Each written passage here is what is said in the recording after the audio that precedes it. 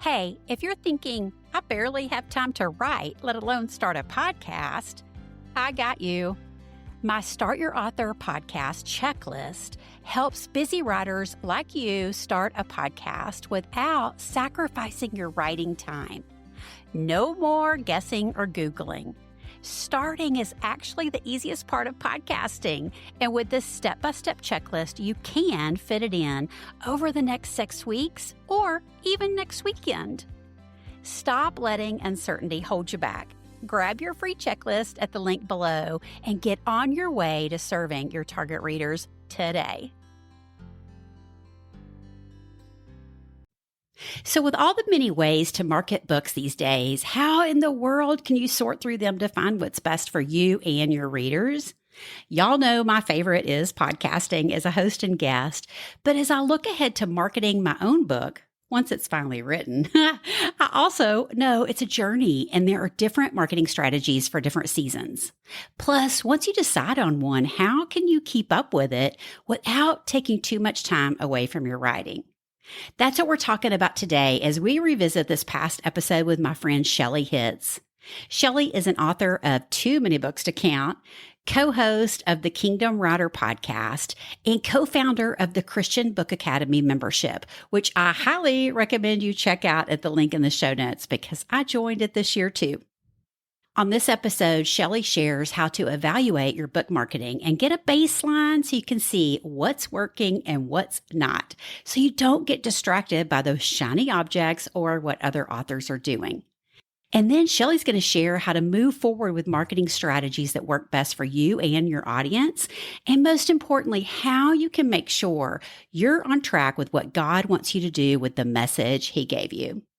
Y'all, you're in for a treat today, so let's get to it. Hey, Shelley, welcome to Book Marketing Mania. I am so glad you're here to serve our listeners today.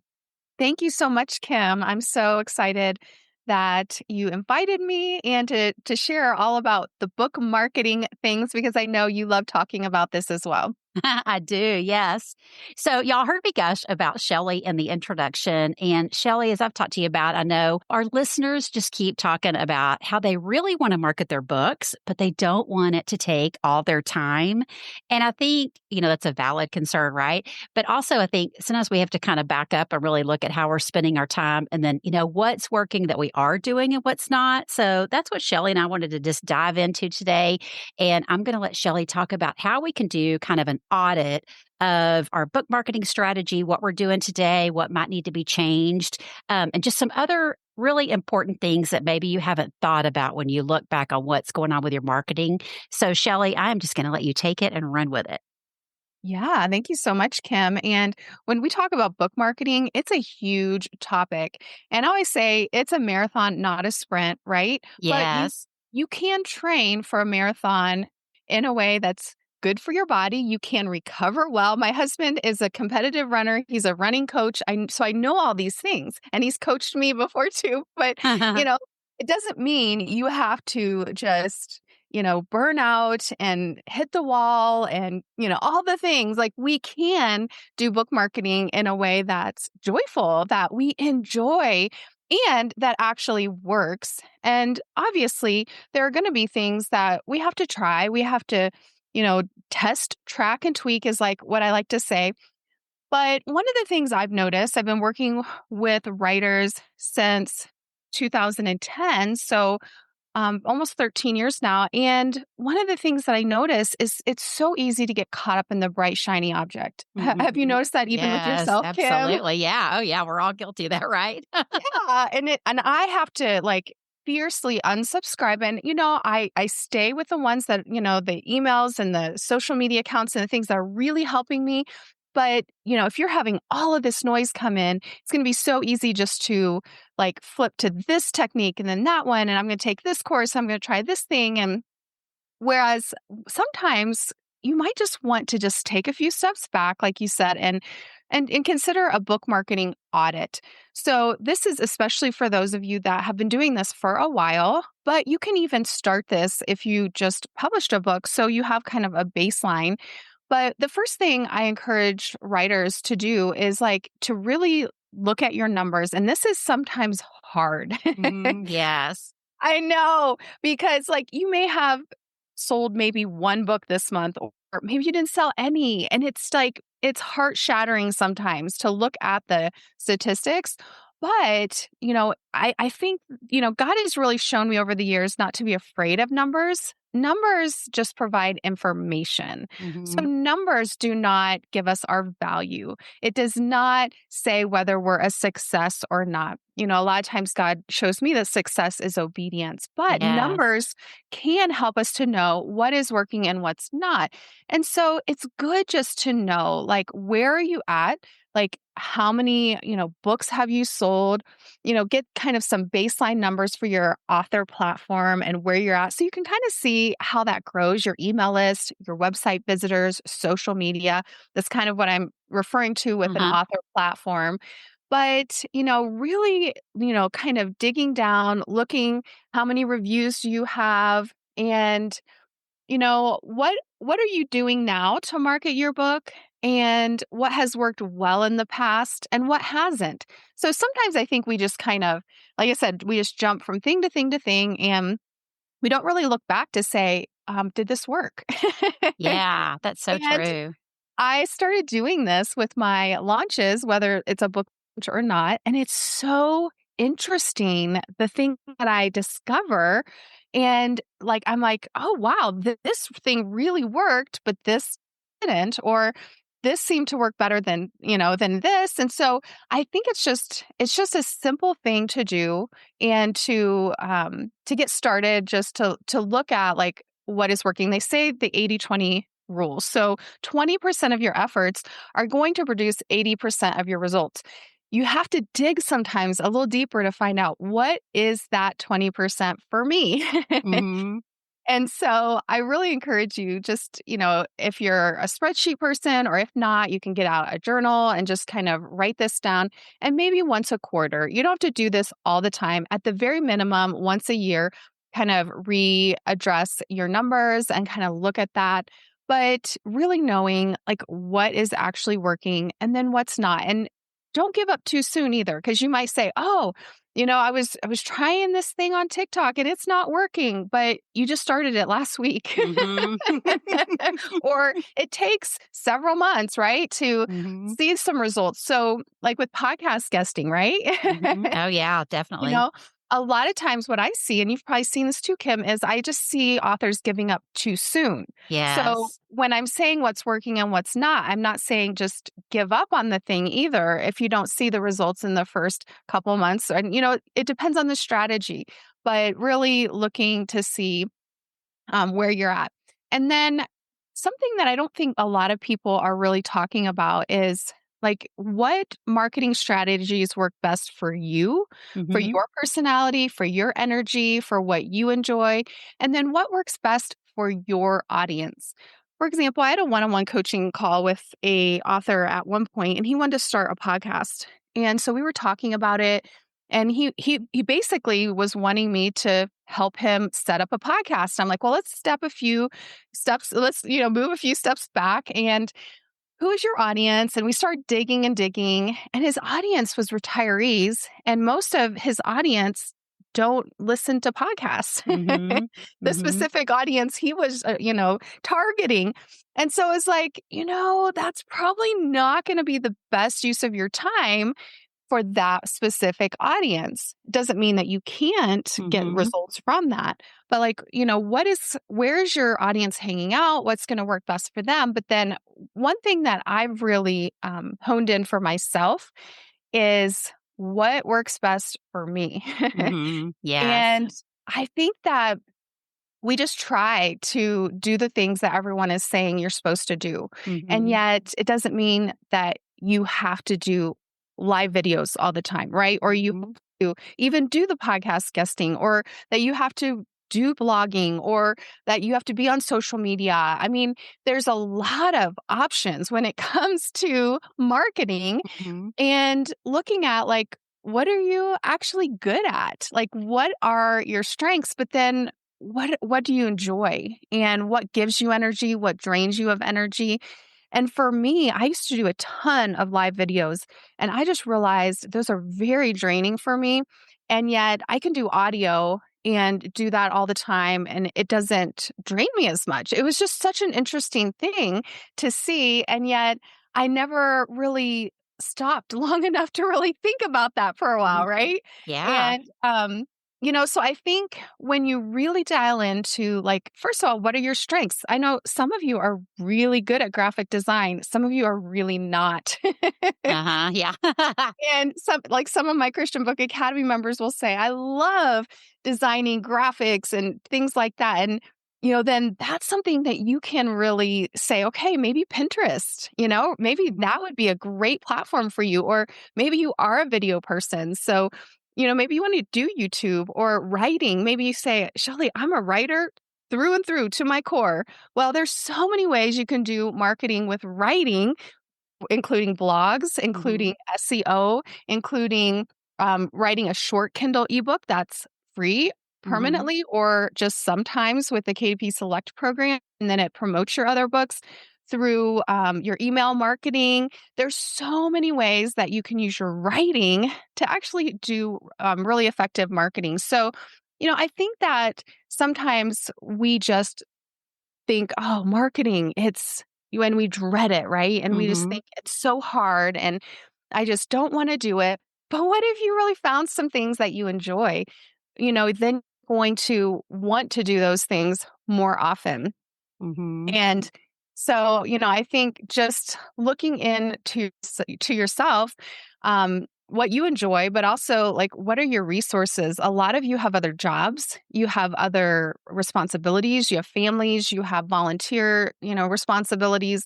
And so, committing to do like a huge summit with 30 speakers, that's going to take you 3 months, to really plan. That's going to be a huge commitment. And Mhm. to really think about doing something like that just isn't going to fit in the time commitment you have.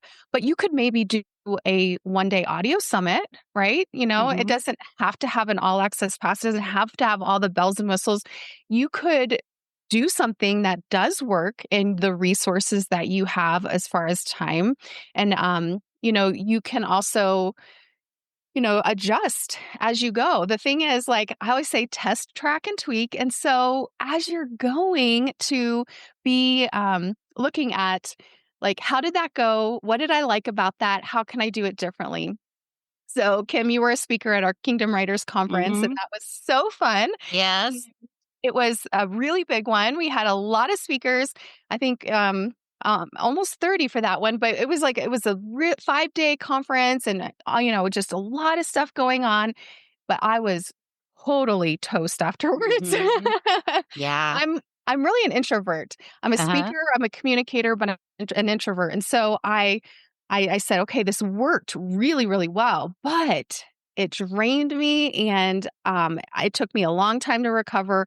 What can I do differently? And so this year I've pivoted to a 1 day event, and Uh-huh. it's smaller with 8 speakers, and it's 1 day. We still meet on Zoom, and everyone loves it, and it's still really good quality content, and it's fun and prizes and all the things. But it was like not draining to me at all. Yeah, yeah. I think that's so important. Yeah, I love that you talked about the energy aspect because I always think like with our resources, I always think of just time and money. Like time and money are just always in the Right. forefront. But I have been reminded so much recently that we really have to give the attention to the energy. So even if we have the time and even if we have the money, we may not have the energy. And I'm so glad you gave us that example of your conference because yes, your conference is amazing. So everybody, I'll be sure and put a link that you definitely want to stay in touch with Shelley and get on her list so you can learn about the next conferences if you haven't attended them.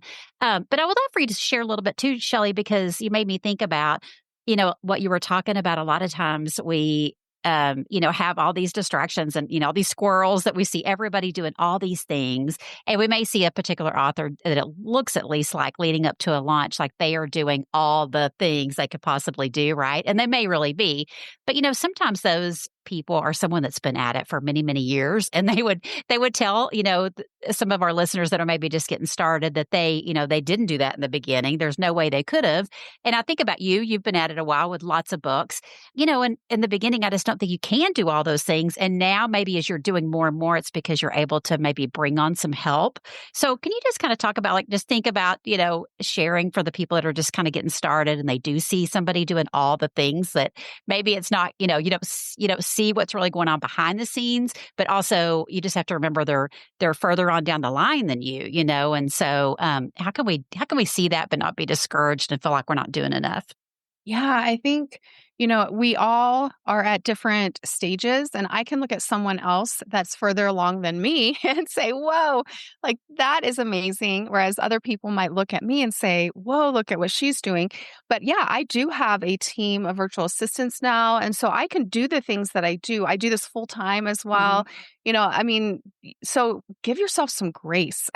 Yeah. Realize that you have a limited amount of time, of energy, and resources, but we also have the King of Kings, right? We have Mhm. Jesus as a resource as Christians, as believers. And so, God can give you those God ideas instead of just good ideas. And so we Mhm. recommend that you have business meetings with God. So what does that mean? That just means that, like, even here, like when you're sitting down, you're doing an audit, you're looking at your numbers, you're looking at what's best for you, what's best for your audience, and what's worked, what's not. And you're really, like, I encourage you to write it out, like you're journaling, and so that you can look at those things and then compare when you do it again. But ask God, what would be the 20%? What would be, I have this many hours that I can devote. What is going to give the best bang for that buck, right? Or Mhm. for that time, and ask the Lord and just start journaling. And what I have found is that it's like a two-way journal. It's where I'm writing out my prayers and my plans and things to God. And then as I get quiet, as I sit, that I listen to what he's saying, and then I write out what I sense him saying. Now, and sometimes it takes a while, like, Mhm. because we're just getting the cobwebs out of our mind, and I'll just sit down and I'll just start planning.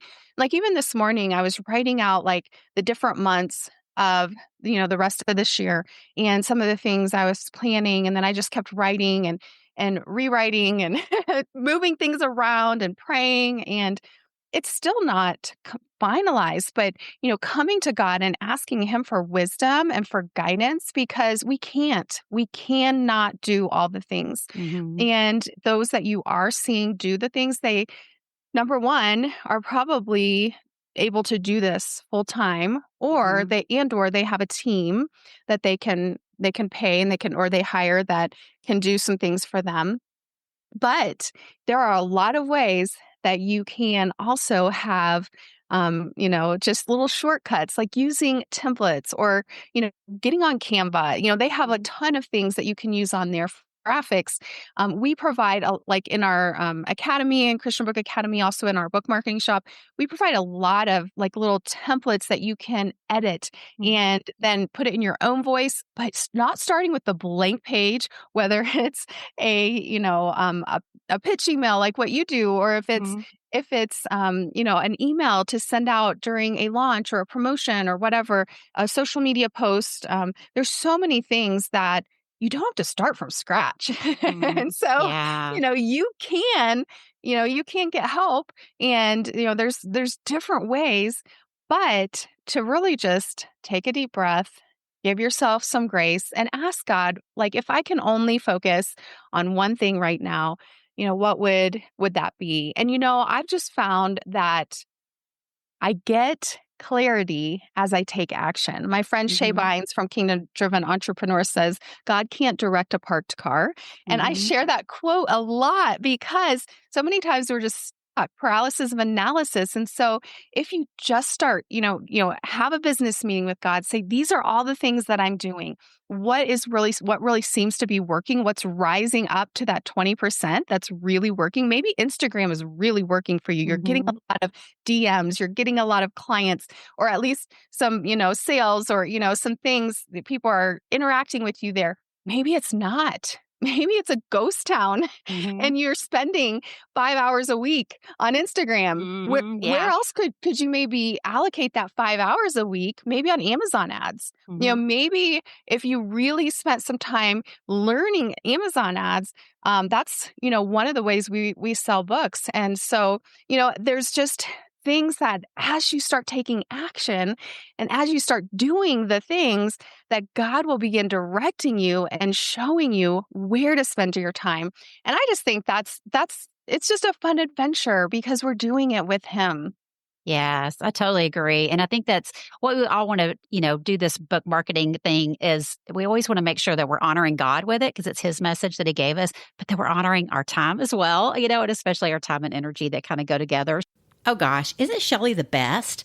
I hope you'll check out her Christian Book Academy membership in the show notes. I joined a few months ago and I'm so blown away by all the resources she provides to help us go from writing our first draft to actually launching our book and marketing our book in the future. And she includes coaching calls, prayer meetings, virtual writing retreats, hands-on workshops. It just goes on and on. It's truly priceless. So I'm going to put a link to that in the show notes so you can check it out.